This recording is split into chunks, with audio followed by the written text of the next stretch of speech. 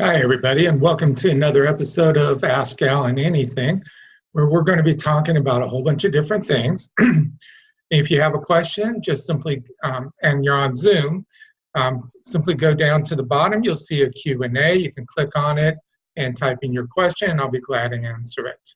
If you're on Facebook, thank you for watching. We'll put up the responses to questions later.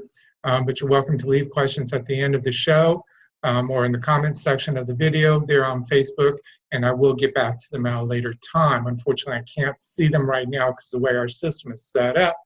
But if you are on Zoom, please use the Q&A and feel free to ask any questions.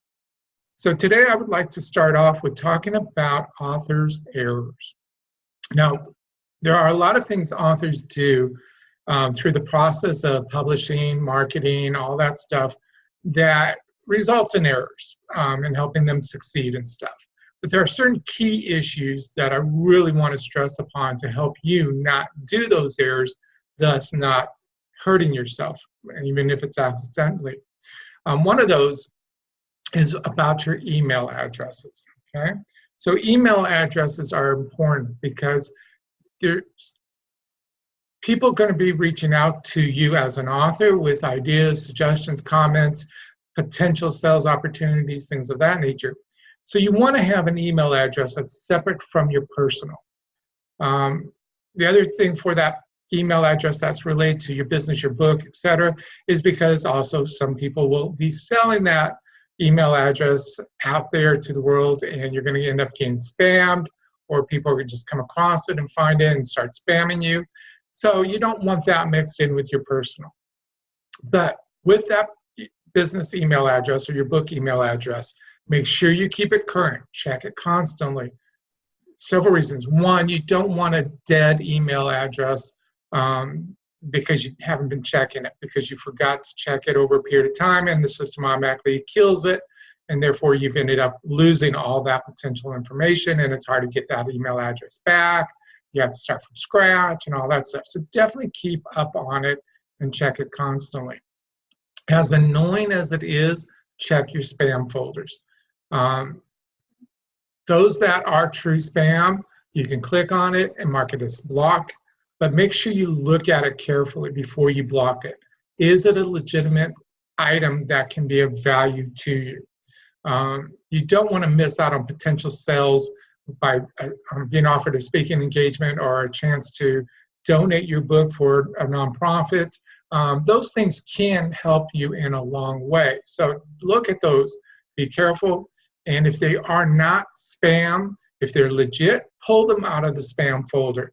A lot of systems nowadays are designed so that if you have, leave it in your spam folder and you continue to get spammed by that particular email address, it will automatically stop receiving them, and then you miss out. We have that problem with our newsletters. They go to spam because we have a lot of links in them, and the systems are designed to consider links and attachments as spam. So therefore, they send it to the spam junk folder, but people aren't pulling them out or aren't reading the folders to realize, oh, this is a legit email and I need to read it and pull it out. And then they end up getting it canceled or stop receiving them.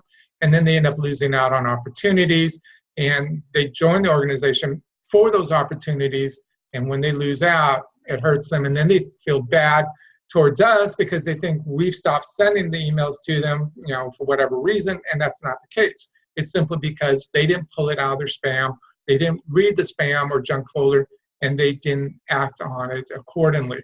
So watch that, be careful of those things. The other thing too is, by keeping the email address current and using it on all the all the different programs that are out there, if you join a writer's group, things of that nature, and you're keeping it current, that means you have potential of also, like I said, getting more opportunities. A good example is we worked with an organization and we were given the email addresses for 6,000 authors. When we reached out to those authors, about 4,000 of them were dead emails. So those 4,000 authors who didn't keep that email up to date or didn't change the email to keep it current on that system lost out on opportunities.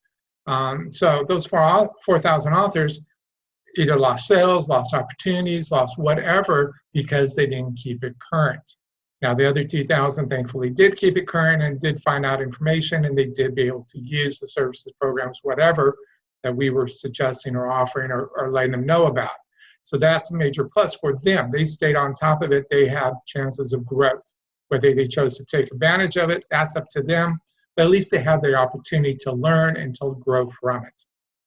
So make sure that whatever email address you put out in the world, that is separate from your personal, you keep up to date, and you constantly do it. Now, by having that email forwarded to your personal doesn't mean it's being kept up to date. If you're not logging into that email that you've created, then like I said, the systems are going to shut you down without you knowing about it, and you end up losing out. So make sure you log into that email and deal with the emails directly. I wouldn't even forward it to your personal if you didn't have to. Keep it separate. Now, for those of you who have an email address that's related to your website, great. As long as you keep your website up and running, you're in good shape. But again, every so often, log in, make sure it's legit, make sure the system knows that, hey, you're alive, you're human, it's going, it's working, all that stuff. Okay? All right, so the next thing is when authors are at events, it can be boring to be at an event because you do have some slow time. It can be a long day, and you just need to sit down and relax. And that's not bad in itself. What becomes bad is when you have a friend that's with you to keep things alive, or to help you move things in and out of the show place or wherever you're at. But you end up paying attention to them, and you have conversations with them, and you end up ignoring those people that are walking by. I myself, and I've seen this a lot, will look at authors behind the table, and if they're chatting away with somebody or they're on their electronic device and they're not paying attention, then they're not worth the time, plain and simple. I'm going to move right on, because if the person is engaged, then I want to be engaged. I want to learn about them. I want to learn about their books. But if they're just sitting there chit-chatting away or not paying attention or on their electronics, they're not interested in being there. Why they bought the table, why they even showed up is beyond me. But if they're sending out that negative energy, then really they should just pack up and go home, because they're wasting their time and they're wasting everybody else's time. Be engaged. Yes, there's moments that you're going to have a conversation with somebody, but if you're standing up and still looking at people and trying to interact with people, then it shows you're still being engaged, even though you're still having that conversation. Hopefully that person who's with you and asking those questions understands you're there to present your book and to make some money and to sell your books. You're there to make those connections. You're not there to babysit them. You're not there to be their friend so much as you are to be there to help. And hopefully they're there to help you in that respect as well. So hopefully they're engaging with people. When they see you with somebody at the table, hopefully they stand up and get involved and help sell the book for you as well. Otherwise, whatever reason you have them there, again, it's great that they're there for your support, but if they're not really helping you in some respects, then are they really there for your support? The electronics issue is a big one. If you're working on your electronics while you're making a sale, that's one thing. We're swiping our credit cards or the person's credit card, getting their information, whatever. But if you're there working on your book, if you're there responding to emails, if you're there doing anything other than being interactive with people, then you're wasting time. Why be there? Okay? People are looking. If they see you engaging, they're going to engage. Now, when I say engaging, I don't mean you see somebody walking 2 tables away and you holler out at them and say, hey, come by and check me out and all that stuff. That's not what I'm meaning. What I mean by being engaged is as they are approaching and they're looking at your stuff, find something to have that conversation about, which then brings up the table issue. How is your table designed? Is it just showing your books, or do you have something there that draws people in to ask questions? Example, there's a YA author that did a book that had a typewriter involved in it. That was part of the storyline. So she had an old-time typewriter on her table. young kids, young adults, and anybody pretty much under 20 pretty much doesn't know what a typewriter is. So when they see that, they're asking questions. That's engaging them. And that allowed the author then to talk about the book, talk about what's going on and why that's there. For the older adults who haven't seen a typewriter like that, and I'm talking one from the 30s and 40s, they're going to be engaged because, wow, I haven't seen this in so long, or wow, this is an old one, or I remember these, or whatever. And that gives, again, that opportunity to have that conversation. So what on your table allows people to want to ask questions, want to become engaged, want to learn something about you, something that allows you to have that conversation? Yes, candy and chocolates and cookies and all that fun stuff is great, but it really doesn't get people engaged. It doesn't get them drawn to the table to have the conversations. It might draw them to the table to grab a candy because they need a sugar high or whatever, but it's not something that's really engaging them. So you want to have things that relate to your book in some format that get people engaged to have conversations. It doesn't guarantee a book sale, but it does guarantee more interest in who you and your books are. So consider that as you lay out your table. Even if you don't have a physical item, but you have a picture of an item, that helps, that draws that attention. But make sure it's also large enough for people to see, okay? A 5x7 picture on the table is not really large enough to get people's attention. More of an 8x10, 11x17, 8.5 by 14, those are larger, and you can even do a larger poster behind you. Those things that catch their attention is what's important, okay? And that's why book covers are also so important, because if it's eye-catching, that will draw them into your table and things of that nature. So keep that in mind. All right, so the other thing I want to talk about are book festivals and events. And again, this relates to your table, okay? You go to a book festival and there may be 20, 30, 40, 100 authors there. What is it that's going to make you stand out so that people want to become engaged in conversation with you, to learn about you, to help you have better opportunities to sell books, okay? Here's an example. There was a lady who wrote a book, a biography fictional book related to her. She was a go-go girl. Now, granted, she's too old now to wear that go-go dress, or she doesn't feel comfortable enough to wear it, but there's no reason why a fancy go-go dress can't be on a mannequin at the table, or pictures of her in that time period. Again, conversation piece, okay? What is it about your book that you can have a conversation about, okay? Even if you go and have, say, like a dinosaur, you go buy a dinosaur because you have dinosaurs in your book. Those are things that relate to your book, and those are conversation pieces for different age groups. So look at your book. What can you pull out of it that creates a conversation piece? What's going to help sell your book in a sea of books? Okay? And remember, this is more for that one-on-one contact. While it doesn't necessarily apply to your bookstore aspect, being on Amazon with millions of books, you can still use those when you're using advertisements as well, when you're producing other things. Keep that in mind. Okay, lack of connection. Social media. There are 5 major social media plans. You have Facebook, of course, Twitter, Instagram, LinkedIn, Tumblr, and Pinterest. Now, Tumblr and Pinterest I consider as tying as a top, okay, in the top 5, but that makes 6. So depending on what your book is, would depend on which one of those type of programs, social media outlets, works best for you. In some cases, they may all work best for you. Some may not. It depends on your preference of what you like to use and what you like to communicate with. But even with that, you don't want to shut out the others.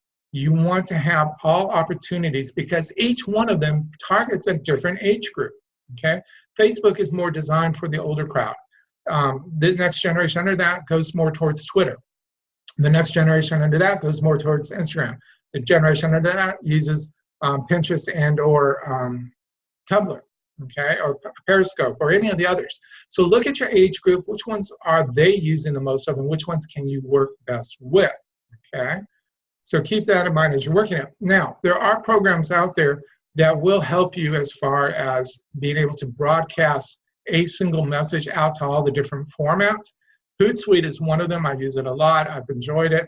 And I love just being able to sit there and schedule my tweets, my postings, and all that. I keep them short, sweet, and simple and put them out there. There are other programs, so just do a web search for those type of programs, but use those. Instead of spending an hour a day or several hours a day going through and posting to all these different ones, use one program that gets them out to all of them at different times during the course of the day. Spend 1 hour a week instead of 5 hours a week. Use your time wisely and post it out there. Now, in reference to social media, while Facebook, you can put 2, 3, 4 paragraphs or a whole book on there, you don't want to do that. Again, keep it short, sweet, and simple. The things that are going to catch their attention, that are going to respond to clicking on a link, to asking questions, to responding to you, whatever it is. So if it's 280 characters in a Twitter, that's sufficient for a Facebook. That's sufficient for Instagram. That's sufficient for all the others, as long as you tag the pictures with those type of programs. So keep it short, sweet, and simple, okay? Now, one thing I've taught a lot of authors about using social media is not necessarily, you don't want to be saying, buy my book, okay? You want to be able to get people to be engaging in it, and who you are, what the story's about, et cetera, et cetera. One way to do that is to allow your characters to do that. Allow them to speak for the book. Allow them to speak about themselves. Allow them to share information that's not in the book that allows people to want to know more about the book, okay? A classic example that I use is a murder mystery, okay? Allowing the devilish character who's out murdering people to say, oh, I got to murder so-and-so and I loved how it felt, or anything like that. Or you can do the opposite. I'm on the trail of this murderous person and I'm so close to getting to them, but what happened when this happened? You know, those type of things. Get people engaged to learn more about you, to want to follow you, to want to interact, to want to find out about the book, okay? Nonfiction, you can do the same as well and stuff. You know, and did you know in 1920 that this happened, which led to this, this, and this? Okay, well, that's something newsworthy and something different that maybe a lot of people didn't hear about or may have heard about but didn't really know more about it or want to know more. Again, engagements, okay? Use those, okay? Gardening books, you know, you take the before, beginning, or the middle and the after of a plant growing. Well, what did you do to make that happen for that plant, or teach people and stuff? Again, interactive, get people to want to know more about what's going on, okay? So keep, you know, your social media short, sweet, and simple, but keep it out on all the different programs because you're dealing with different age groups and you want to know what's going to end up working best for you, okay? Excuse me. Another thing I want to talk about is contests, book contests. There are several different types of book contests out there. Some of them work great as far as giving you reviews and things of that nature. One with Texas Authors Organization, they have their annual book contest they've been doing for 7 years. Over the years, they've been able to get librarians to participate. So when they score it, we also ask for a comment about the book, why they got the score they did and stuff like that. Unfortunately, we don't get as many comments as we would like, but when we do, we get to share that with the author, and we also get to put it out there as part of a review too. Excuse me. So look at those type of things with those book contests. What are you getting in return for it, okay? When we first started doing our book contest, it was like $50. Now it's up to $85. But in that package, if somebody wins, they get more than $85 worth of marketing exposure. They get, you know, a set of stickers that they can use for the book covers, which helps sell books. They can order more, of course. They get press release information sent out. They get library notices sent out. They get opportunities for reviews, or excuse me, radio interviews or whatever relating to that. They get treated to a nice dinner at a banquet and stuff. So there's a lot of good things that they get for that money. And so that's what you want to look at. If I invest X number of dollars into this contest, and if I by chance win, what will I get out of it? Is it worth my time and effort? Of course, being, saying you won in a book contest can be very valuable, especially if it's a local, regional, or national program. Depending on the level, all of that does make a difference on your book sales. Ours is a regional statewide contest. So out of 9,000 published authors, they get to say, hey, I won this year for this book, in this category and stuff like that. That does make a difference, and that does help. There are other book contests out there. In my book, Authors Revolution workbook, we have them listed, the ones that are valuable. Pencraft Award is one of those. That comes with an actual review by several people. They'll do the reviews, and that's how you actually get entered in the contest as well. Based on the point scores from those reviews determines who the winner is and stuff like that. So definitely look at those type of things. Another one is the National Indie Book Awards. You can look out for them and see if it's a value of or anything of that nature. IndieExcellence.com is their website. Then we have IndieScribe Book Festival and Book Awards. It's IndieScribe.com. And then, of course, you have Mother's Choice and Reader's Choice Awards. Those have been around for a long time, and those are really good ones. They have a lot of followers, so people do learn about the books and stuff. Some of them, depending, I believe, on which level you choose, also includes a review. So, again, what are you getting out of that book contest entry fee that is of value to you and is well worth the money and cost of being in it, okay? There are a lot of other ones out there. Look for regional ones. Look, whether it's statewide, citywide, regional by like the South U.S. or the Northern U.S. or whatever. Don't hesitate to reach out to international ones too. There's plenty of those out there as well. The Independent Book Publishers Award has their own program as well for indie book publishers and authors. So you can consider that. That's more of a national type program. All of these add value if you win.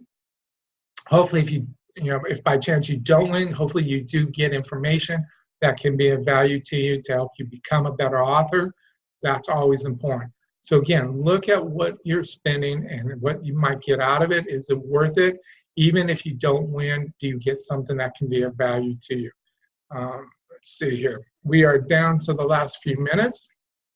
I haven't seen any questions come through. If you ever want to email a question to me ahead of time because you can't watch it live, feel free to do so at bourgeoismedia.com. That's BOURGEOIS media.com. bourgeoismedia@outlook.com. And I'll put it on the screen in the edited version. Feel free to email me at any time with a question, and we'll answer it on the shows. And again, we broadcast currently live Wednesdays at 8 p.m. I am considering moving it to noon on Wednesdays. If that works better for you authors, please let me know so we can do that. But definitely on a Wednesday, look for it on Indie Beacon Radio on Facebook. It's there live, or the pre-recorded shows are up there. So hopefully you'll learn something from one of the other shows that we've done. And we always look forward to answering your questions and helping you succeed. There are 2 events coming up that I want to share with you. And I will be sharing them over the course of the next year because they are important in their own ways. The most important one is National Authors Day coming up November 2nd. The event will be held in Houston at the Discovery Green Park, which is in downtown Houston. It is designed as a parade, a celebration, and also as a reminder to the world, we have great books. We want you to read them. Reading is beneficial. We have 2 t-shirts designed for that. One for the author. It says, I have X number of books published. You get to put in how many books you have published. The other one is America Reading Is, and it allows people to write in on their t-shirt what it means to read. Is it exciting? Is it thrilling? Is it a great way to escape? Is it releasing stress? Is it learning things? Whatever it is for that person, they get to write it on the shirt and share with the world what America, reading it means to them and what it means to America as a general.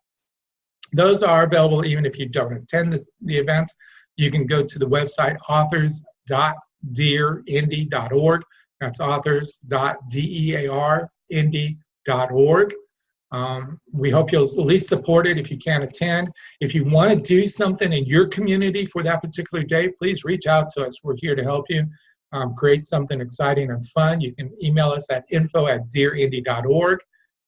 We're here to make National Authors Day important on so many levels. One, it's a celebration that you've accomplished publishing a book. We're celebrating reading, which is so critical for this world, to be able to get different points of view, to get different ideas, to help relieve the stress that we're all under at this time, and just to remind people of the great books that are out there. The other event I want to tell you about is a writing contest that's for authors, but it's controlled by readers. And what I mean is the readers are the ones that are submitting the information to use in a book. They are submitting characters, they are submitting locations, they are submitting plots, they are submitting plot twists. But when a reader submits that, they're also making a donation to literacy. Dear Indy is about getting books into Title I schools across the country and supporting literacy and stuff. So we're asking readers to submit that information and make a donation. Then the authors who combine and create a team of either 2 authors or 4, we're suggesting 4, get to work together to be able to create that book. Then it's judged by the readers, and the winners who are selected in the different genres will get a publishing contract that is shared through Dear Indy, so they get to get more exposure. They get to have an opportunity to be published. If they're not already published, they at least have another book out there. And it's a fun event for everybody involved. This is currently available for people to start signing up and start submitting information. We have 3 teams already created on the website. You can go to wefiction.dearindy.org. That's wefiction.dearindy.org. And again, that information is available for both the authors on one side and the readers on the other, and they get to learn and become more involved. It's a different type of writing program. It's a different type of contest. It is designed to raise money for literacy on many levels in different ways, so we hope you will consider it. Readers, if you want to be in a book, definitely put your information up there. It's not very expensive. I believe it's $50 donation, and you get a chance to be in somebody's book. Same, with the location. If you happen to own a business, put it out there. Let people learn about it. Let the authors use it in some way. And then there's also programs that relate to that and through social media that help people find that location and stuff. So there's a lot of tools and a lot of things out there that can be of great value to you. So definitely consider participating. Again, that is wefiction.dearindy.org, and National Authors Day is November 2nd. You can learn more about that at authors.dearindy.org. And as I mentioned before, if you have any questions, please feel free to email me at bourgeoismedia@outlook.com. I look forward to getting your questions and to be able to answer them and help you succeed. Thank you for watching, and have a great day. Authors, do you know the true cost of being published? In the Authors Revolution Workbook, B.L. and Bourgeois gives you hands-on tools to use and to understand the true cost of being published. He will also give you information about low-cost or free programs that are designed to help you market your book. B.L. and Bourgeois has been helping hundreds of authors since 2011, educating them on how to better market and sell their books. Buy the Authors Revolution Workbook exclusively at indielector.store